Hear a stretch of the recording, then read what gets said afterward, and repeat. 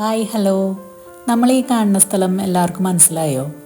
ഇതാണ് കുതിരാൻ മലയെ തുറന്നുകൊണ്ട് പോകുന്ന കുതിരാൻ തുരങ്കത്തിൻ്റെ എൻട്രൻസ്. പാലക്കാട് ജില്ലയിലെ വടക്കാഞ്ചേരിക്കും തൃശ്ശൂർ ജില്ലയിലെ മണ്ണുത്തിക്കും ഇടയിലാണ് ഈ തുരങ്കമുള്ളത്. ഇന്നത്തെ യാത്ര ശരിക്കും കോയമ്പത്തൂർക്കാണ്. അപ്പോൾ കുതിരാൻ തുരങ്കത്തിൻ്റെ അവിടെ എത്തിയപ്പോൾ ഒരു മഴയൊക്കെ കഴിഞ്ഞിട്ടുള്ള ഒരു അന്തരീക്ഷമായിരുന്നു. അപ്പോൾ നല്ലൊരു ഭംഗി തോന്നി. അപ്പോൾ അവിടെ സൈഡിൽ ഒതുക്കിയിട്ട് ആ ഒരു വ്യൂ ഞാൻ വീഡിയോ എടുത്തു. 950 മീറ്ററോളം നീളം വരുന്ന ഈ ഒരു തുരങ്കം കേരളത്തിലെ ആദ്യത്തെ തുരങ്കപാതയാണ് കേട്ടോ. തൃശ്ശൂർ പാലക്കാട് റോഡിലെ ട്രാഫിക് ബ്ലോക്കിന് വലിയൊരു പരിഹാരമായ ഈ തുരങ്കത്തിലൂടെ ഞങ്ങളിപ്പോൾ പോയിക്കൊണ്ടിരിക്കുന്നത് കോയമ്പത്തൂരിലേക്കാണ്. പക്ഷേ ഇപ്പം നേരിട്ട് പോകുന്നത് കോയമ്പത്തൂരിലേക്കല്ല, അതിൻ്റെ ഇടയിൽ ഞങ്ങൾ കുത്തമ്പുള്ളിയിലേക്ക് കയറുന്നുണ്ട്.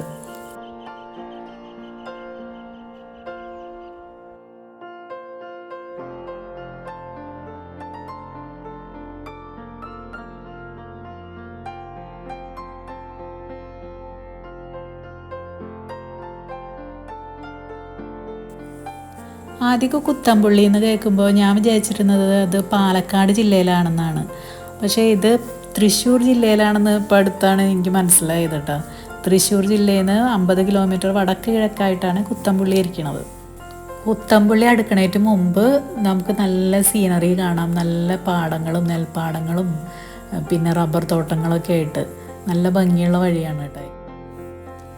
കുത്തമ്പുള്ളിയിൽ നിന്ന് ബോർഡ് കണ്ട റോട്ടിലേക്ക് നമ്മൾ കയറി 1 കിലോമീറ്ററോളം കഴിയുമ്പോൾ ഓരോ ഷോപ്പുകൾ നമുക്ക് കാണാൻ പറ്റും. റോഡിൻ്റെ 2 സൈഡിലായിട്ട് പല ഷോപ്പുകളും ഉണ്ട്. പിന്നെ ഒരു 2-3 കിലോമീറ്റർ ഉള്ളിലേക്ക് പോകുമ്പോഴാണ് കുത്തമ്പുള്ളി നെയ്ത്ത് ഗ്രാമം ശരിക്കുള്ളത്, പണ്ടത്തെ. അപ്പം ഞങ്ങൾ ശരിക്കുമുള്ള ആ പഴയ സ്ഥലത്തേക്കാണ് പോയത്. അവിടെയും ഇഷ്ടം പോലെ കടകളാണ് കേട്ടോ. കുറേയൊക്കെ വീടിനോട് ചേർന്ന് തന്നെ ഓരോ ഷോപ്പുകളാക്കി ഇട്ടേക്കാണ് ഇപ്പോൾ. അങ്ങനെ പോകുമ്പോൾ അവിടെ റീൽസിലും ഷോർട്സിലൊക്കെ വൈറലായ രാമചന്ദ്ര ഹാൻഡ്ലൂംസ് കണ്ടു. അവിടെ നല്ല തിരക്കായിരുന്നു, അതുകൊണ്ട് അവിടെ കയറിയില്ല. അപ്പോൾ ഞങ്ങൾ ഉള്ളിലേക്കാണ് പോയത് ആദ്യം.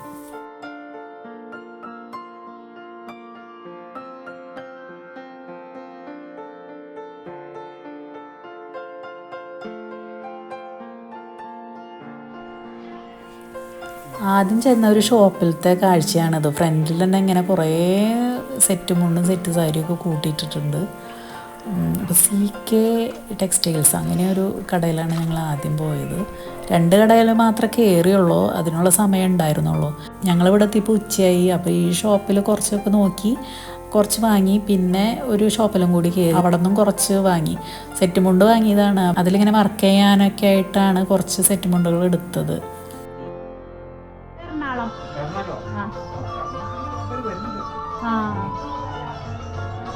പേരെന്താ? പാരമ്പര്യമായിട്ട്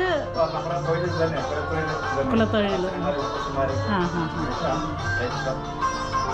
ഓണത്തിനുള്ളതാണോ? ഓണത്തിന് സ്ഥിരം. ഇവിടെ റേഡിയോയിൽ പാട്ട് വെച്ചിട്ടുണ്ടായിരുന്നു.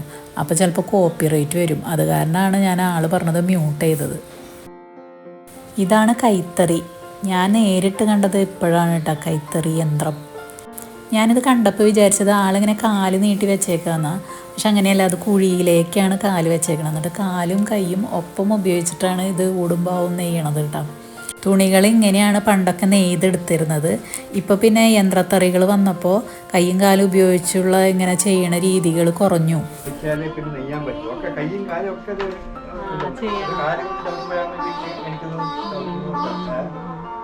കാലിവിടെയാണല്ലേ?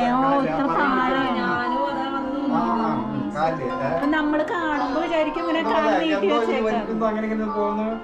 പണ്ടത്തെ കുത്താമ്പുള്ളി എന്നല്ല ഇപ്പോൾ ആള് പറയാണ്. ഇപ്പോഴത്തെ കുട്ടികളൊക്കെ ഇതൊന്നും കുലത്തൊഴിലൊന്നും ചെയ്യണില്ലല്ലോ.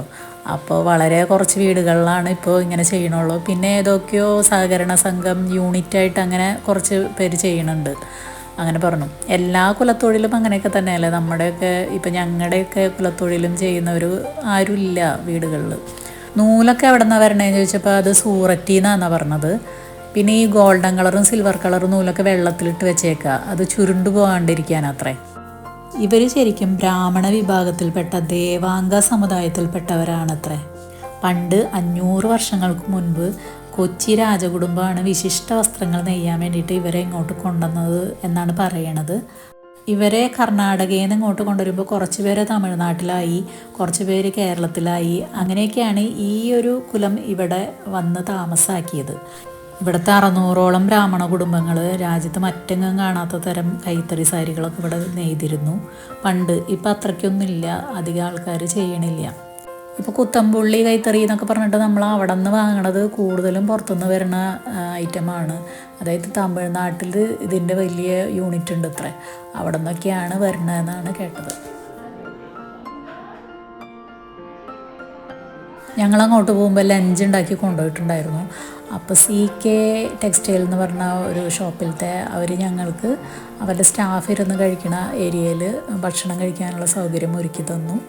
അപ്പോൾ ഞങ്ങൾ അവിടെ ഇരുന്ന് ഭക്ഷണം കഴിച്ചു. അത് കഴിഞ്ഞിട്ട് ആ കടയിൽ കയറി കുറച്ച് ഐറ്റംസ് വാങ്ങി. പിന്നെ അവിടെ നിന്ന് സുഭാഷ് ടെക്സ്റ്റൈലിൽ പോയിട്ട് കുറച്ച് ഐറ്റം വാങ്ങി. പിന്നെ അവിടുത്തെ ആ ഒരു ഏരിയ ഞാൻ വീഡിയോ എടുക്കാൻ പോയി. അവിടെ ഒരു അമ്പലമുണ്ട്. ഈ ഒരു ഗ്രാമത്തിൻ്റെ ഏറ്റവും അറ്റത്ത് ഭാരതപ്പുഴയാണ്. ഈ ഒരു സ്ഥലത്ത് ശൃംഗാരവേലൻ സിനിമയുടെ ഷൂട്ടിംഗ് ഉണ്ടായിട്ടുണ്ട് കേട്ടോ. ആ കൊച്ചു കൊച്ചു വീടുകളിൽ ഏതോ ഒരു വീടായിരിക്കാം.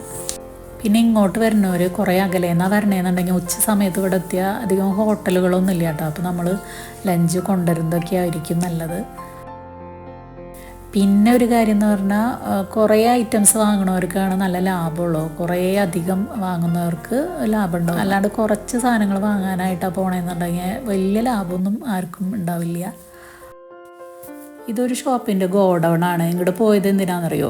ഗാഡ സെറ്റ് മുണ്ടുകൾ നോക്കാനാണ്. അതായത് ഈ കരയൊന്നും ഇല്ലാണ്ട് പ്ലെയിൻ ആയിട്ടുള്ള സെറ്റ് മുണ്ട് കിട്ടും അവിടെ നിന്ന്. അതവർ മുറിച്ച് തരും. അപ്പോൾ അതിൽ ഇപ്പോൾ ഇങ്ങനെ വരുന്നില്ല അജറാക്കിൻ്റെ പ്രിൻ്റ് ചെയ്ത് ഇത് വെച്ചടിക്കണത്, അല്ലെങ്കിൽ നമുക്കതിൽ വരയ്ക്കാം, അങ്ങനെയൊക്കെ ചെയ്യാനുള്ള സെറ്റ് മുണ്ട് അവിടെ നിന്ന് പ്ലെയിൻ ആയിട്ടുള്ളത് വാങ്ങാൻ കിട്ടും. അപ്പോൾ അത് നോക്കാൻ വേണ്ടി പോയതാണ് അവിടെ. ഇപ്പം അവിടെ കാണുന്ന സെറ്റ് മുണ്ടിൽ അടിക്കാൻ കിട്ടുന്ന അജറാക്കിൻ്റെ തുണി ഫസ്റ്റ് ക്വാളിറ്റി ഒന്നല്ല കേട്ടോ, സെക്കൻഡ് ക്വാളിറ്റി ആയിട്ട് തന്നെ എനിക്ക് തോന്നിയത്. അല്ലെങ്കിൽ നല്ല ക്യാഷ് ഉണ്ടാവും. അജറാക്കിൻ്റെ മെറ്റീരിയലിന് നല്ല പ്രൈസാണല്ലോ. നമുക്ക് ഇഷ്ടമുള്ള രീതിയിൽ വെച്ചടിക്കാൻ പറ്റും അങ്ങനെ എടുക്കുകയാണെങ്കിൽ. ഈ പ്ലെയിൻ ഗാഡ സാരി എടുക്കുകയാണെങ്കിൽ ആ സാരീന് ഗാഡ സാരി എന്ന് പറയുന്നത്, പ്ലെയിനായിട്ട് കിട്ടണതിന്. അങ്ങനെ ഞങ്ങൾ ഒരു ഷോപ്പിലും കൂടി കയറി. അവിടെ സാരികളും ഇഷ്ടം പോലെ ഉണ്ട് കേട്ടോ. സാരികളൊക്കെ പുറത്തുനിന്ന് വരുന്നതായിരിക്കും. പിന്നെ ഇവിടെ നേരിട്ട് വരണമെന്നൊന്നുമില്ല. നമുക്ക് ഇവരുടെ നമ്പർ കിട്ടുകയാണെങ്കിൽ ഓൺലൈനിൽ അവർ അയച്ചു തരും. അവരങ്ങനെ ബിസിനസ് ചെയ്യണവരാണല്ലോ. ഈ ഒരു നെയ്ത്ത് ഗ്രാമം വന്ന് കാണണം എന്നൊക്കെ ഉള്ളവർക്ക് ഒരു പ്രാവശ്യം വന്ന് കാണുന്നത് നന്നായിരിക്കും. ഇപ്പോൾ എനിക്ക് ഇതൊന്ന് വന്ന് കാണണം എന്നൊക്കെ ഉണ്ടായിരുന്നു. അങ്ങനെ വന്നതാണ്. വന്ന സ്ഥിതിക്ക് എന്തായാലും അവിടെ അറ്റത്തുള്ള അമ്പലവും ഭാരതപ്പുഴയൊക്കെ ഒന്ന് കാണാമെന്ന് വിചാരിച്ച് ഞാൻ അവിടേക്കൊന്ന് പോയി കണ്ടു. അവിടെ ചെറിയ ചെറിയ വീടുകളിൽ ഇങ്ങനെ നെയ്ത്ത് ചെയ്യണതിൻ്റെ കൈത്തറിയുടെ ഇങ്ങനെ ശബ്ദം കേൾക്കായിരുന്നു. പിന്നെ സമയമില്ലാത്തതുകൊണ്ട് ഞാൻ ഓടിച്ച് എടുത്തിട്ട് ഇങ്ങോട്ട് പോരാ ചെയ്തത്. അപ്പോൾ ഇനി അങ്ങോട്ട് വീഡിയോയിൽ ഞാൻ ഇവിടുത്തെ ഭാരതപ്പുഴയും അമ്പലമാണ് കാണിക്കണേ കേട്ടോ. പിന്നെ ലാസ്റ്റ് ഇവിടെ നിന്ന് എടുത്ത സെറ്റ് മുണ്ടിൽ ചെയ്ത കുറച്ച് വർക്ക്സ് കാണിക്കാം.